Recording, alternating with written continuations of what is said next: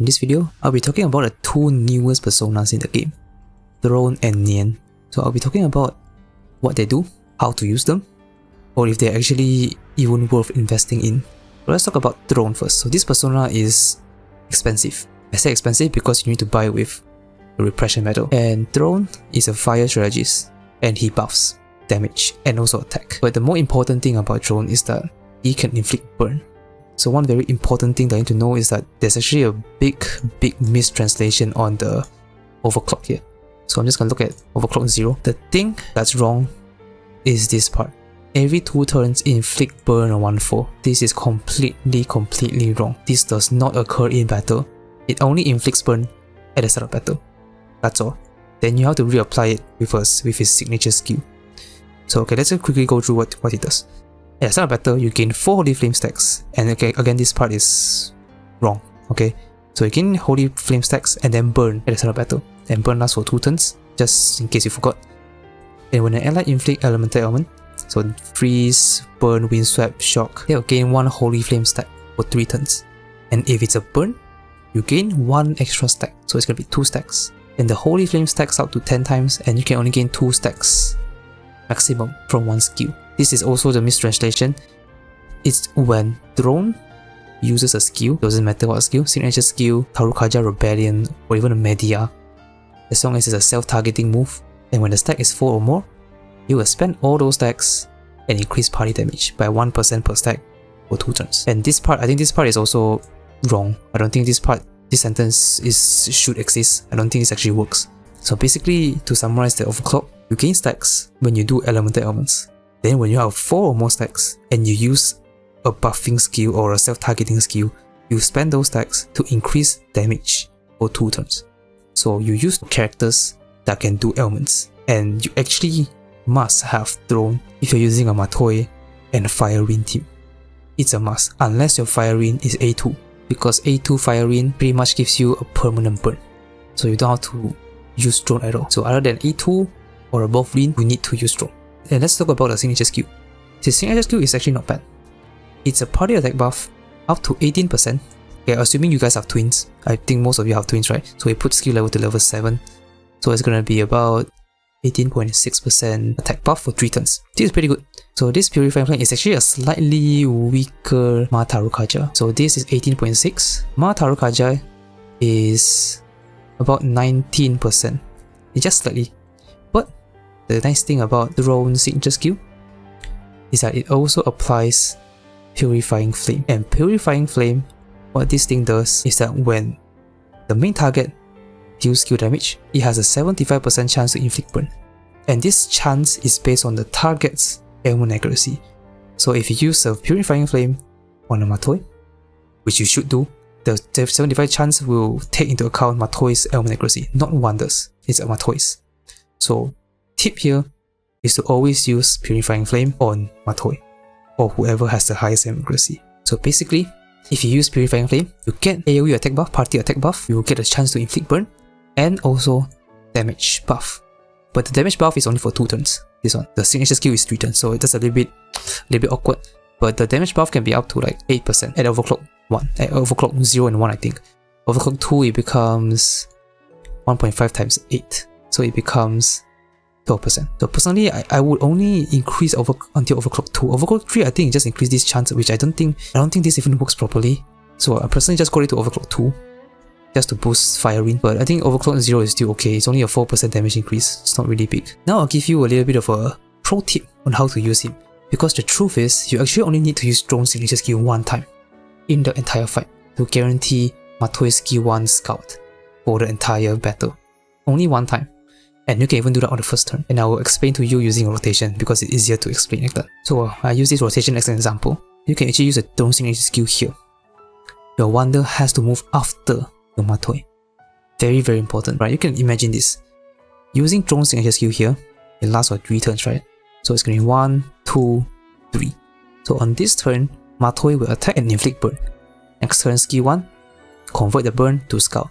So it has 100% uptime to scout. So all you need to do is just put Wanda after Matoi and use Throne first turn. That's all. But it's not always worth doing this because it depends. Because Throne is not like a bad persona. It has some decent buffs. So sometimes you might want to just do drone here, because it's 3 turns, right?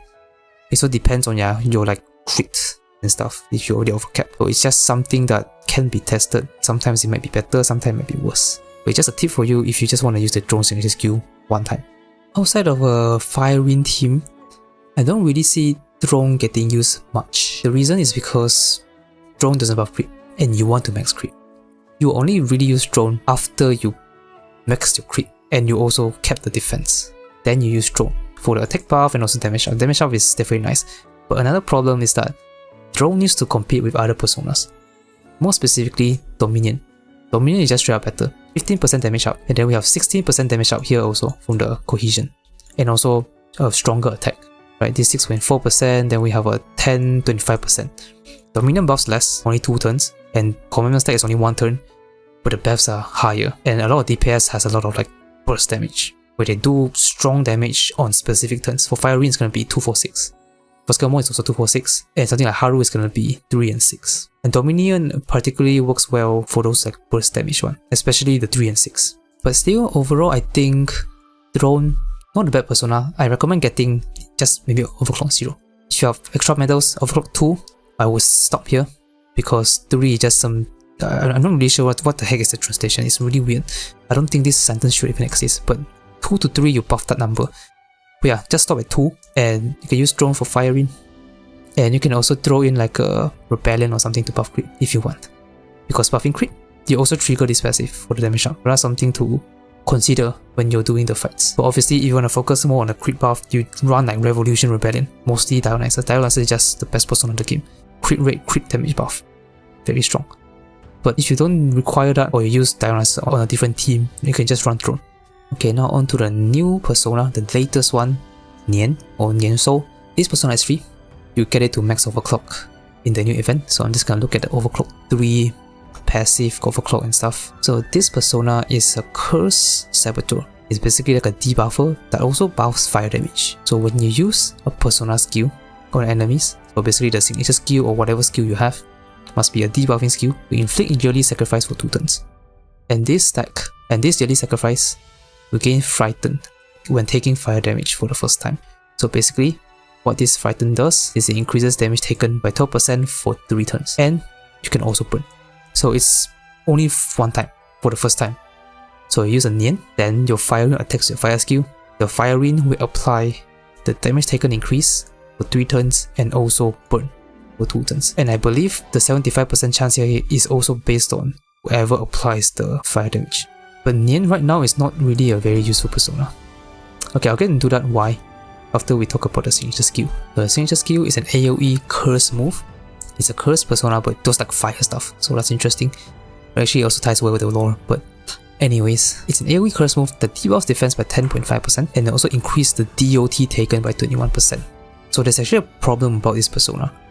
And you might already notice, the overclock lasts for 3 turns, but the signature skill only lasts for 2 turns, so it doesn't align, correct? It's also kind of like drone also. Drone also, signature skill 3 turns, overclock 2 turns. But it's not exactly a problem for drone, because I don't know how to describe it, but like drone is like an ongoing buff. But for Nian, the thing is that this thing applies, it gets applied by another character, if that makes sense. So it makes things very awkward to use. So the 12% here is not bad. It's a decent amount. Defense debuff also nice. 10% isn't particularly high. Marakunda is a whopping 29, 28, 29, but it's okay. And then we also have this DOT taken increase. This thing is not exactly useful. Not many characters can do DOT. I think Mesa and Firing skill 2, which is what I'm going to talk about right now. The skill 2 can actually apply DOT. So this your end flame stack. And Nian does buff this DOT. It doesn't buff burn. I tested already. It doesn't buff burn. It does buff this DOT. And the thing is, you don't really use skill 2 from Firing. You only use skill 2 for DOT. The weakness turn state boss. For regular 6-turn rotation or other bosses, you don't really use skill 2. You mostly use skill 1 and skill 3 because they're just better. They do more damage, they buff better. So this kind of makes Nian not really that useful outside of DOT. I mean, you get this persona for free, of course. You can obviously just max it out, but I don't think you need to use it. But he will get some use once, you know, you can see here. This on Sonic Interference, I think is a special skill, then your Maracunda. These two skills, they debuff for 3 turns, which aligns with the overclock, which makes this persona strong. We all know defense debuff, very strong, very useful. And then you can apply also damage taken increase. So it's a 12% damage taken increase and a 29% Maracunda defense debuff. And also can burn. That sounds way better than just a 10% defense debuff that lasts for only 2 turns. So until we get Maracunda, until we can teach these skills to our personas, I don't think Nian is gonna see much use.